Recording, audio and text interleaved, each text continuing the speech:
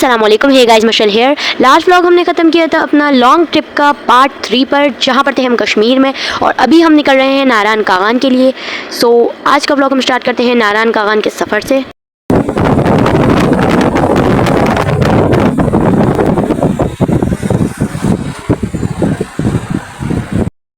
ये हमारा जिगजैग वे है और इसमें हमें काफ़ी ज़्यादा मज़ा आया और हम हैं आसमान की बहुत ज़्यादा बुलंद चोटी पर।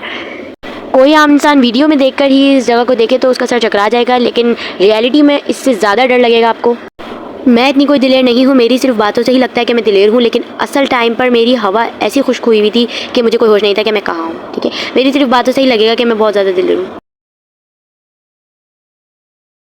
मतलब कि उस टाइम पे तो डर बिल्कुल लगा नहीं, लेकिन इसमें देख के तो ऐसा लग रहा है पता नहीं मौत को छूकर टक से वापस। सफ़र कर करके हम काफ़ी ज़्यादा उकता गए थे, इस वजह से हम थोड़ी सी देर के लिए हर पॉइंट पर रुके ताकि हमें सफ़र में बेजारियत महसूस ना हो। हर थोड़ी देर बाद ऐसी जगह आ रही थी जहाँ काफ़ी तेज़ बारिश हो रही थी। हर थोड़ी देर बाद हमारा ब्रेक लग रहा था, कभी सांस लेने के लिए, कभी पिक्चर लेने के लिए, कभी व्यू लेने के लिए, क्योंकि हम एक दूसरे की शक्लें देख देख कर भी बेजार हो चुके थे। ये व्यू तो माशाल्लाह इतना हसीन था कि दिल जा रहा था दुनिया से तो वैसे ही हम बेजार हैं, यहीं से बादलों में जाके कहीं खो जाएं, मगर इसको देख के भी डर लग रहा था।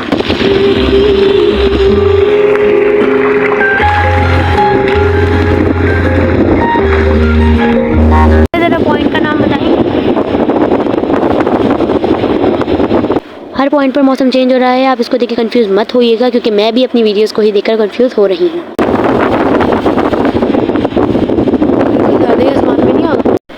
हम रास्ते के साथ साथ चलते जा रहे थे, लेकिन ऐसा लग रहा है ऊपर ही चलते जा रहे थे, नीचे का तो कोई रास्ता ही नहीं था, ऊपर ही ऊपर जा रहे हैं। मुझे ऐसा लग रहा है कि मेरी गलतियों की सज़ा मेरे घर वाले मुझे ऊपर छोड़ने जा रहे हैं अल्लाह ताला के पास। मगर फिर मेरे जहन में आया कि मेरी कौन सी गलतियाँ, सिवाय इस घर में रहने के और इन सबको झेलने के। ये देख रही हो ही ना अभी, ये आसमान की चोटियाँ, सॉरी पहाड़ की चोटियाँ, हम आसमान में आ गए। ये देखो इतने लंबे लंबे पेड़ हैं, इनकी एंडिंग हो गई।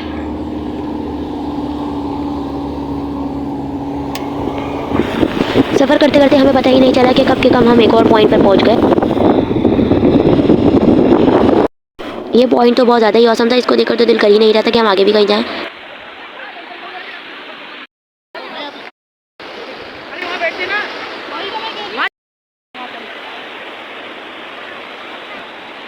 व्यू तो हमारा माशाल्लाह था। ये एक पब्लिक पॉइंट बना हुआ था जहाँ पे हम रेस्ट के लिए और थोड़ा सा व्यू के लिए रुके थे। पानी भी बहुत ठंडा था। आगे वाली में चलो, तो ठंडा पानी। अबे गोल वाली में चलो आगे। अरे उधर ही चलो, उधर चलो। और इस पॉइंट पर हमने बहुत ज़्यादा इंजॉय किया, काफ़ी सारी पिक्चर्स ली, वीडियोस ली और मुँह हाथ धोया, थोड़ा फ्रेश हुए।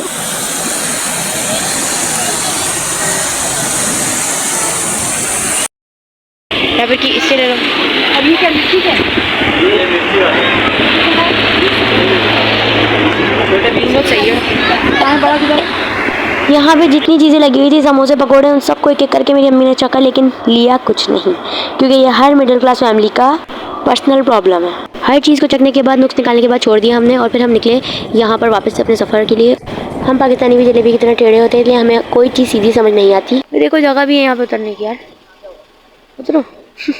क्योंकि हम पाकिस्तानी को खाल में से बाल निकालने की आदत सी होती है, हर चीज़ में घुसना होता है। इस गाड़ी को सिर्फ मेरी वीडियो बनाने के लिए ही रोका गया था, अगर मैं ज़्यादा देर और लगाती तो मेरी अम्मा मुझे यहाँ से धक्का मार के फेंकने में टाइम नहीं लगाती। भाई ब्रो के कारनामे ही ऐसे कि कोई अफसोस भी नहीं करता मुझे फेंक के। उसके बाद हम निकल गए आगे के सफ़र में, और आगे के सफ़र में करने के बाद फिर से हम रुके एक वापस से पब्लिक पॉइंट पर, जहाँ पे था जिपलाइन, जो कि मैंने नहीं किया क्योंकि मैं पहले कर चुकी हूँ, मैं बहुत बोर हो चुकी हूँ जिपलाइन कर करके। इसके अलावा जो मुझे करना था वो मुझे मिला नहीं। अक्सर का यही है, जो मुझे करना होता है मुझे मिलता नहीं है।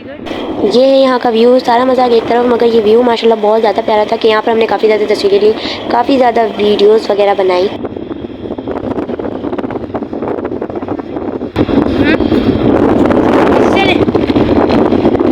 जा रही है, सबको नीचे उतारा, उल्लू का पट्टा चल रहा है।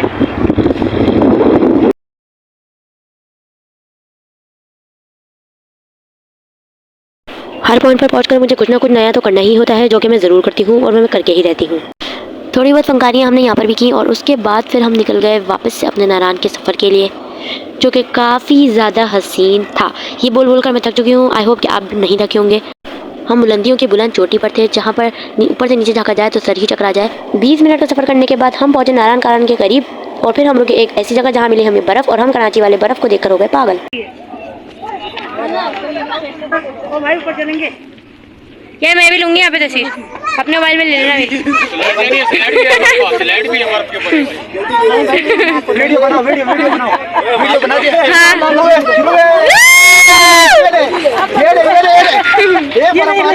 इस पॉइंट पर हम सब ने एक एक करके अपनी वीडियो में तस्वीरें बनवाई और ज़बरदस्ती की बर्फबारी करवाई।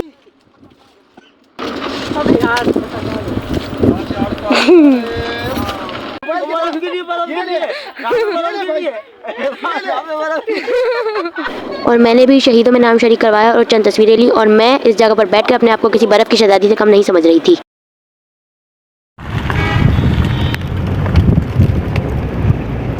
ग्रीनरी चेक करो भाई। रास्ते में जितने पॉइंट पड़े हमने उस पॉइंट पर अपनी हाजिरी दी। ऐसा लग रहा था कि गुनाह हो जाएगा अगर पॉइंट पे नहीं रुकेंगे तो। और थोड़े ही सफ़र में हम नारायण पहुंच गए थे। ये है उस चीज़ का सबूत कि हम नारायण में हैं। नारायण पहुंचे, हमने वहाँ पर काफ़ी ज़्यादा एंजॉय किया। उसी के सफ़र में हम शुगरान, बटाकुंडी, बालाकोट, बहुत सारी ऐसी जगहों पर रुके और हमने जगह जगह पर रुक कर तस्वीरें ली, वीडियोज़ बनाई, खाया पिया। नारायण पहुँचते ही हमने सबसे पहले जीप हायर की और जीप हायर कर हम निकले सैफुल मुल्क झील के लिए। पहले पढ़ा है ना काकान से तो होते हुए आया। It's called jeep. हाँ ना। सैफुल मुल्क झील का सफ़र तकरीबन 2 घंटे का, यानी 1 घंटा जाने और 1 घंटा आने का, और 1 घंटा हमें वहाँ लगना ही लगना था और हमें रात ही रात में वहाँ से वापसी थी। और रास्ता माशाल्लाह से इतना सीधा था कि हमारे ऊपर नीचे के सारे अर्जे पर्जे ढीले हो जाएं और हमारा दिमाग से घुटनों में आ जाए।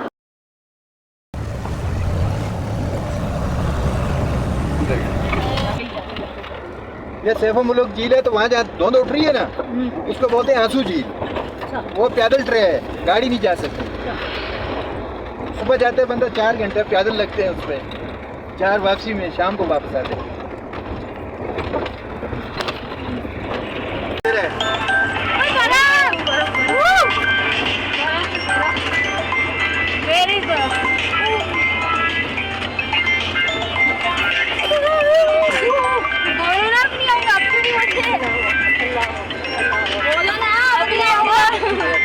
आएंगे दोबारा आएंगे।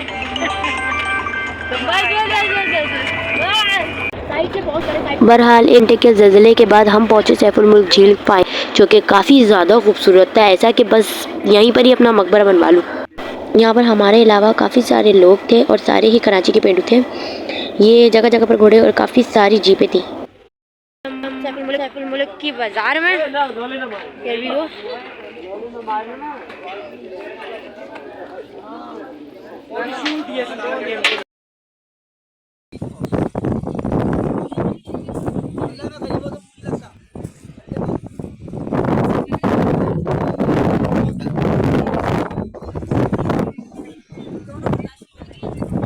मैंने सुना सैफुल मुल्क झील में पहले परियां आया करती थी, लेकिन यहाँ पर मेरे अलावा कोई परी मुझे नज़र नहीं आई।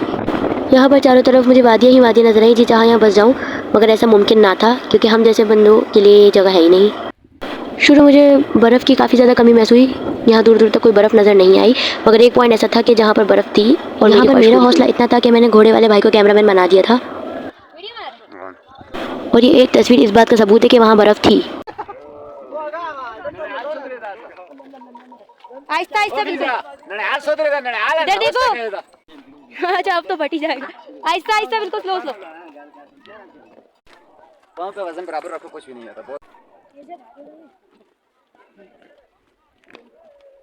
चलो चलो चलो हाथ और दो। टाटा पीछे से टाटा कर दो। अच्छा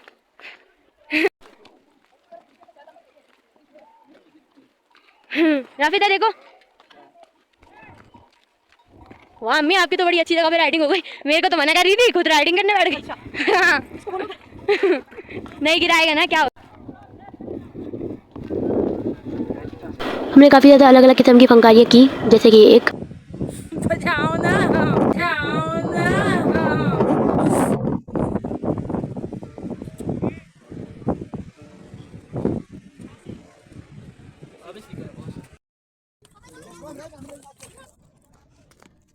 वाह क्या बात है, दाई हलीमा, गुले राना, सुल्तान। टाटा बाय बाय कर दो।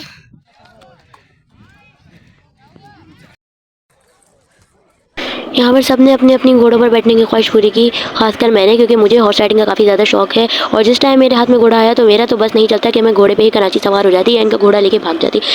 मैं अपने बाप का घोड़ा समझ के इसको चला रही थी, घुमा रही थी, फिरा रही थी। मैंने ऐसे नहीं किया, वरना तो यहाँ के लोग मुझे इंडिया का गद्दार समझ के इसी झील में धक्का दे देते। बहरहाल मेरी बात छोड़ो, मैं तो उनकी शहजादी लगी रही थी। फाइनली मेरी सैफुल मुल्क झील देखने की भी ख्वाहिश पूरी हुई और यहाँ पर पूरे सफ़र में हमने अम्मी को घोड़े पे रखा और बस एंजॉय करने के बाद हम पहुँचे अपने होटल रेस्ट। और फिर वहाँ पर थोड़ा सा हमें देंगे आपको अपने होटल का व्यू, और होटल का व्यू देने के बाद हम जाएंगे आइसक्रीम के लिए। Underground, double underground. ये होटल भी हमारा काफ़ी ज़्यादा अच्छा था, काफ़ी ज़्यादा खूबसूरत था। और समझ लो हमने यहाँ पर भी आकर अपने पैसे वसूल किए, क्योंकि हम तो हैं कंजूस भाई, कराची वाले तो होते ही कंजूस हैं। देन हम गए खाना खाने और नारायण का खाने में हमें काफ़ी ज़्यादा मज़ा आया। और उसके बाद हमने खाया खाना, और खाना खाने के बाद मेरा प्रोग्राम था आइसक्रीम खाने का, और किसी का प्रोग्राम नहीं था, सिर्फ मेरा प्रोग्राम था।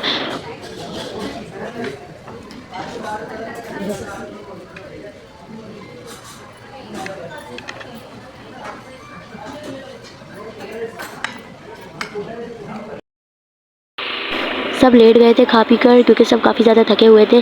लेकिन मेरा हौसला नहीं टूटा था, मैंने राफी को उठाया, ड्राइवर अंकल को उठाया और उनके साथ बैठ के हम निकल गए तुर्किश आइसक्रीम खाने। हम चाहते तो पैदल भी जा सकते थे, लेकिन हमें पता था कि हम पहले की तरह खो जाएंगे, इसलिए हमने अंकल को पकड़ा और हम उनके साथ गए। बैठो, अंदर अंदर अंदर अंदर।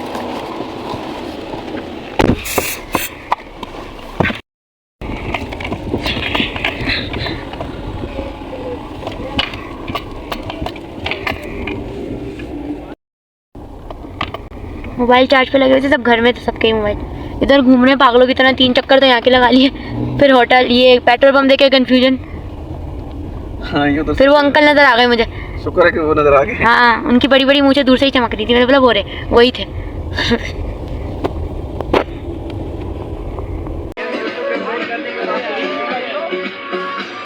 यहाँ पे मेरा और आइसक्रीम वाले भाई का काफ़ी ज़्यादा कंपटीशन हुआ। उन्होंने मुझे खूब सताने की कोशिश की, बहुत ज़्यादा मेरे साथ गेम्स खेले। 2 दफ़ा मैं उनसे छीन चुकी थी, लेकिन फिर भी उन्होंने नहीं माना और उन्होंने दोबारा से कंटिन्यू किया।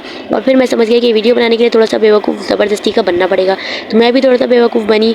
और ज़बरदस्ती का बेवकूफ़ ही बनना था तो मुझे पहले ही बता देते, मैं इतनी होशियारियाँ करती ही नहीं। बाकी भाई आपको थोड़ी सी और प्रैक्टिस की ज़रूरत है, वरना मैं इतनी जल्दी आपसे छीन ना लेती। खैर मैं तो हुई इंटेलिजेंट, इसमें कोई बोलने वाली बात तो है ही नहीं, कोई शक वाली बात तो है ही नहीं। मैंने फटाफट से आइसक्रीम ली, अपनी आइसक्रीम खाई और हम निकले घर के जाने। मैं बहुत ज़्यादा थैंकफुल होती हूँ इस्तांबुल वाले आइसक्रीम वाले भाई के और अपने ड्राइवर अंकल के। घड़ी में बजे थे 2:30 और हम निकले घर के जाने। तो घर पहुँचकर बस हमने की पैकिंग वगैरह, क्योंकि हमारा ट्रिप था हमारे घर का, यानी कि कराची का। कुछ पिक्चर्स हमने नारायण, कागन, शुक्रान, बटाकुंडी, बालाकोट वगैरह में ली थी, जिसकी डिटेल्स मैं आपको भी देती हूँ। ये है आर मोस्ट हैंडसम छोटू चील वाला, और ये है उनके उस्ताद जो बर्फानी बाज लेके खड़े हुए हैं, और ये है आर ब्यूटीफुल मलका मौसीकी। हमारी तस्वीरें इतनी अच्छी आई हैं कि अगर सोशल मीडिया पे अपलोड हो जाए ना, तो हमें फ़ौरन चैनल वाले किसी ऐड के लिए बुला लेंगे, और ऐड होगा डेयरी मिल्क कुछ मीठा हो जाए। गाइस जितने मीठे हम इन तस्वीरों में लग रहे हैं उतने मीठे हैं नहीं, क्योंकि लड़ाई झगड़ा तो हर घर में होता है। खैर हम सब की तस्वीरें काफ़ी ज़्यादा अच्छी आई। जाते जाते भी हम हर एक पॉइंट पर रुके, कोई ऐसा पॉइंट हमने नहीं छोड़ा जहाँ हमने कदम ना रखा हो। ये है वो पुल जहाँ से खुदकुशी आराम से हो सकती है। अबे पीछे,